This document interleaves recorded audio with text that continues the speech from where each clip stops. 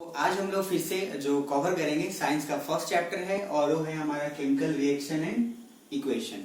देखिए ये भी चैप्टर काफी इजी है, पहले मैं आपको बता दूं। और हर वीडियो और हर चैप्टर को पढ़ाने से पहले फिर से आपको बताऊं कि हमें टॉपिक पे हमेशा फोकस करके पहले जानना है कि आखिर इसका मीनिंग क्यों है या आखिर इसका मीनिंग क्या है, क्यों ये रखा गया है।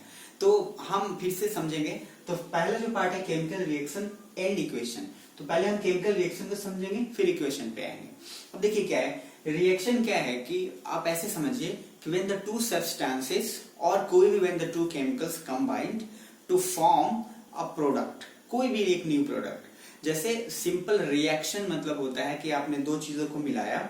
लेट से आपने एक एग्जांपल के थ्रू पानी और फिर उसमें आपने चीनी दोनों ऐड किया, तो दोनों मिलकर अगर एक नॉर्मल लैंग्वेज में आप बोलेंगे तो दोनों का एक अलग स्पेसिफिकेशन, एक सॉल्यूशन बन गया जिसको हम लोग शरबत बोल सकते हैं। तो वो जो है उसी का यहाँ पे हमने एक नॉर्मल एग्जांपल समझा, उसको अब यहाँ पे रिएक्शन को थोड़े से केमिकल रिएक्शन के टर्म्स में समझेंगे। जैसे अगर हमने फॉर एग्जांपल मान लीजिए C+O2 एक कंबाइन करके बनाया CO2, तो हम क्या कह सकते हैं, कोई भी ऐसा दो सब्सटेंसेस या जो कंबाइन करके नया प्रोडक्ट बना दे, नई कोई चीज बना दे, दैट इज कॉल्ड रिएक्शन। अब क्या है इसमें इक्वेशन। अब इसमें केमिकल रिएक्शन क्यों है, क्योंकि इसमें जो भी चीजें हैं एटलीस्ट केमिकली इसमें चीज जो रिएक्शन हो रहा है वो केमिकली हो रहा है, या सब्सटेंसेस जो है वो भी केमिकल्स जो है आप कह सकते हैं यूज करके फिर हम उसको कर रहे हैं। तो इसलिए ये है केमिकल रिएक्शन। मतलब कहने का ये कोई भी दो सब्सटेंस आपस में जब मिलते हैं और एक नई चीज बनाते हैं, that is called chemical reaction. अब आते हैं इक्वेशन वाले टर्म पे। तो इक्वेशन क्या होता है, अब देखिए इक्वेशन को समझने के लिए पहले एक बात समझिएगा। मान लीजिए इसी चीज को हम ऐसे भी लिख सकते थे, लेट से C है तो हम लिख सकते थे कार्बन प्लस O2 क्या है ऑक्सीजन, और यहां पे जो आपका है CO2 that is carbon dioxide. तो मैं आपको क्या बता रहा हूं उसको थोड़ा ध्यान से समझिएगा। तो हम चाहते हैं अगर तो इसके बजाय हम ऐसे भी लिख सकते थे, लेकिन हमने इसको सिंबॉलिक फॉर्म में लिखा। तो equation is what the chemical reaction which is written in the form of symbols. Symbols के फॉर्म में जब लिखे हुए हो तो वो आपका क्या हो जाएगा, इक्वेशन। और याद रखिए सिंबल्स के फॉर्म में होना इंपॉर्टेंट है। दूसरी चीज में क्या है C+O2 कॉमन क्या बना है CO2। अगर ये सिंबल्स के फॉर्म में नहीं लिखकर हम ऐसे लिखते तो हम इसको इक्वेशन शायद नहीं कह सकते थे।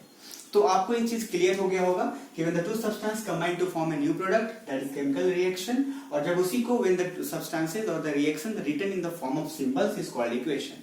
अब इसमें दो पार्ट हैं। अब जैसे मैंने C+O2 CO2 लिखा, मैं फिर से एक बार आपको यहाँ लिख के बता रहा हूँ ये चीजें। तो कार्बन प्लस ऑक्सीजन CO2, तो याद रखिए ये जो एरो हेड है आपका, तो एरो से इधर जितने भी हो, चाहे वो 2 हो, 1 हो, 3 हो या 1000 हो, तो एरो से इधर जितने भी सारी चीजें हैं इसको बोलेंगे रिएक्टेंट।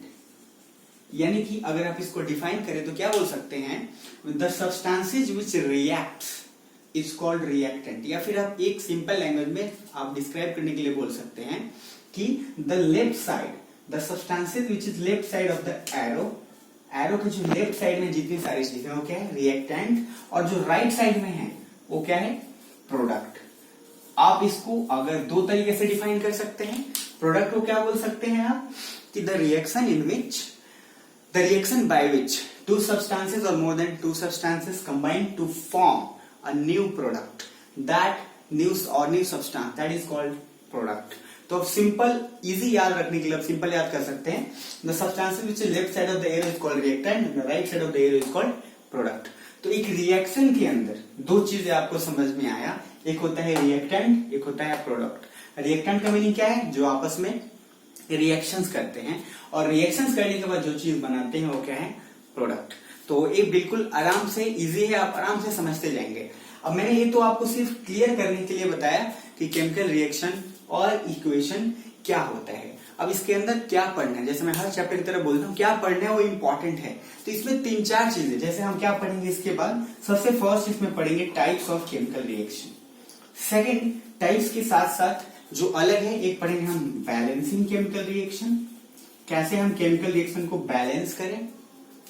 एंड फिर थर्ड उसके साथ साथ जो अलग प्रोसेस है जैसे ऑक्सीडेशन एंड रिडक्शन, इसको भी किसी किसी बुक में पर्टिकुलर टाइप्स के अंदर रखा जाता है, लेकिन हम लोग इसको थोड़ा सा सेपरेटली डिस्कस करेंगे।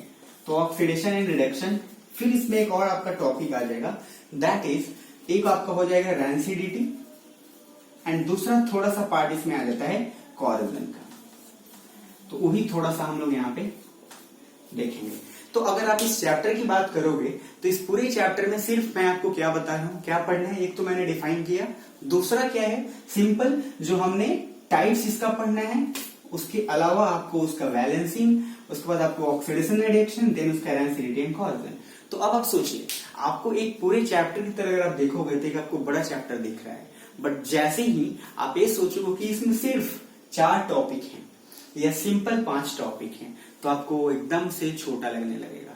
तो इस जो वीडियो मैं बना रहा हूं इसमें सिर्फ मैंने आपको ये बताया कि इसका इंट्रोडक्शन क्या है और इसमें पढ़ना क्या है। फिर आपको नेक्स्ट वीडियो में हम लोग स्टार्ट करेंगे उसके टाइप्स से, और मैं आपको पूरे यकीन दिलाता हूं कि आपको काफी इजी लगेगा। तो हम लोग मिलते हैं फिर नेक्स्ट वीडियो में।